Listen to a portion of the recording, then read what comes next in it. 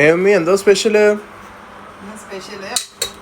കുറച്ച് vegetables mixed എന്തൊക്കെ ചേർത്തിട്ട് നമുക്കൊരു തട്ടിക്കൂട്ട് ഫ്രൈഡ് റൈസ് പോലെ ആക്കാം. ഈ അല്ലൂസ് ആണെങ്കിൽ നമ്മുടെ വീട്ടിൽ വെക്കുന്ന നമ്മൾ സാധാ മോട്ടർ റൈസ് ഉണ്ടല്ലോ, അത് കഴിക്കാൻ ഭയങ്കര മടിയാട്ടോ.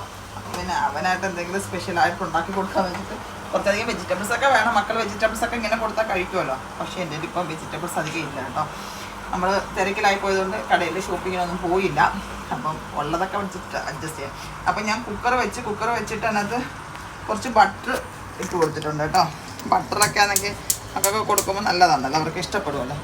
അപ്പം ബട്ടർ ഇട്ട് കൊടുത്ത് ബട്ടറിനകത്തോട്ട് നമുക്ക് 2-3 ഏലക്ക, അത് കണക്ക് തന്നെ ഗ്രാമ്പു, എല്ലാത്തിനും 2-3 എണ്ണം മതി. ഗ്രാമ്പു, ഒരു തക്കോല, ഇതെല്ലാം കൂടെ നമുക്ക് ഇട്ട് കൊടുക്കാം. ഇട്ട് കൊടുത്തിട്ട് നമ്മുടെ കയ്യിൽ ക്യാരറ്റ് വെജ് ഉണ്ടെങ്കിലും അതെല്ലാം വെജ് ഇട്ട് കൊടുക്കുക. ക്യാരറ്റ്, പിന്നെ ബീൻസ്, ഇതൊക്കെ നല്ലതാണ്. പക്ഷേ എൻ്റെ കയ്യിൽ അതൊന്നും ഇല്ലാത്തത് കാരണം ഞാനിപ്പോൾ ഉള്ളത് വെച്ചിട്ട് അഡ്ജസ്റ്റ് ചെയ്യാം. അത് കഴിഞ്ഞിട്ട് ഞാൻ കുറച്ച് പൊട്ടറ്റോ എടുത്ത് വെച്ചിട്ടുണ്ട് കേട്ടോ. പൊട്ടറ്റോയും കൂടെ നമുക്ക് ഇതിനകത്തോട്ട് ഇട്ട് കൊടുക്കാം. അപ്പോൾ ഇത് പെട്ടെന്ന് തട്ടിക്കൂട്ടൊരു മിക്സഡ് ആക്കി വെക്കാമെന്ന് കരുതിയിട്ട് വെക്കുന്നതാണ്. അപ്പോൾ മക്കൾക്കൊക്കെ ഫുഡൊക്കെ കഴിക്കാൻ മടിയുള്ള മക്കൾക്കും വെജിറ്റബിൾസൊക്കെ കഴിക്കാൻ മടിയുള്ളവർക്കും പിന്നെ നമുക്ക് വലിയവർക്കായാലും ഡ്യൂട്ടിക്കൊക്കെ പോയിട്ട് വന്നിട്ട് പെട്ടെന്ന് കറിയൊന്നും ഇല്ലെങ്കിലൊക്കെ പെട്ടെന്ന് തട്ടിക്കൂട്ടാൻ പറ്റിയ നല്ലൊരു റൈസാണ് കേട്ടോ. ഞാൻ തന്നെ ബസ്മതി റൈസാണ് എടുത്തിരിക്കുന്നത് കേട്ടോ. നമ്മുടെ സിന്നാരയുടെ ബസ്മതി റൈസാണ് എടുത്തിരിക്കുന്നത്. അപ്പം കറിയൊന്നും ഇല്ലെങ്കിൽ ഇത് കൂട്ടി കഴിക്കാൻ പറ്റുമല്ലോ.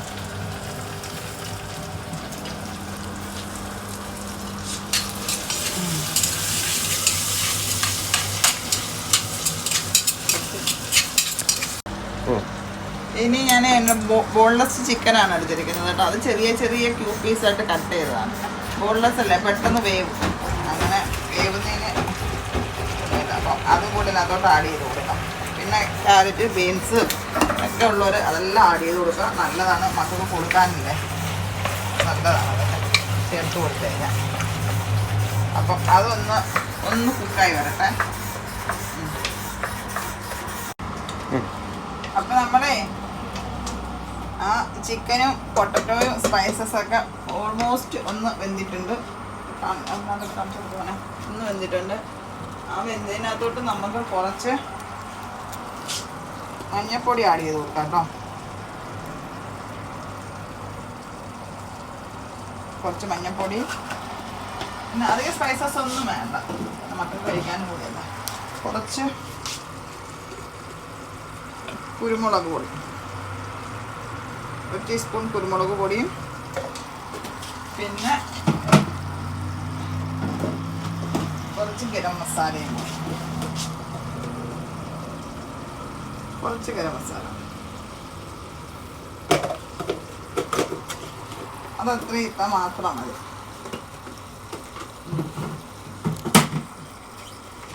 എന്നിട്ട് നമുക്ക് നന്നായിട്ട് മിക്സാക്കി കൊടുക്കാം.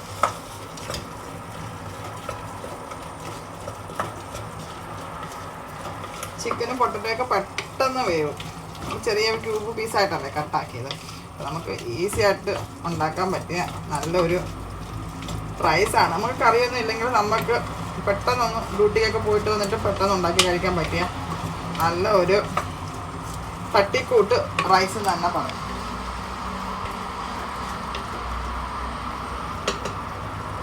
ഇതിനകത്തോട്ട് നമുക്കിനി ഈ എടുത്ത് വെച്ചിരിക്കുന്ന റൈസ് ആഡ് ചെയ്ത് കൊടുക്കാം കേട്ടോ.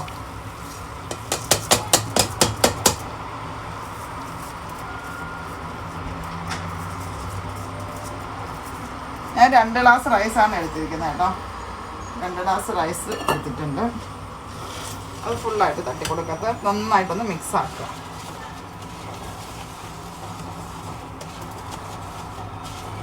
അപ്പോൾ നമുക്ക് ആ പൊട്ടറ്റോയും ചിക്കനും മസാലയും റൈസും എല്ലാം കൂടെ ഒന്ന് നന്നായിട്ട് മിക്സ് ആക്കുക.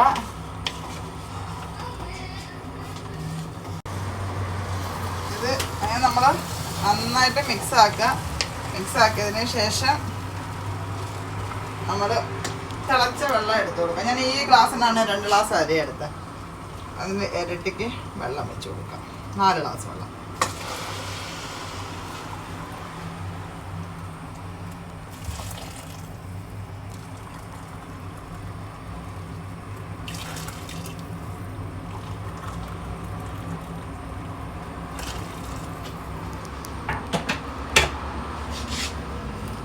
തട്ടിക്കൂട്ട് റൈസ് റെഡി ആവാൻ പോകുന്നത് ഇത്രയേ ഉള്ളൂ പരിപാടി കേട്ടോ.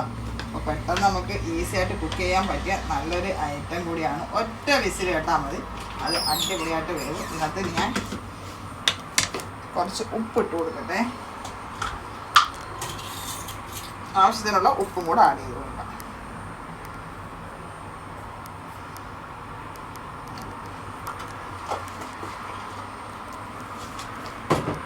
അങ്ങനെ ഇതാണ് നമ്മുടെ പെട്ടെന്നുള്ള തട്ടിക്കൂട്ട് റൈസ് എന്ന് പറഞ്ഞ സാധനം.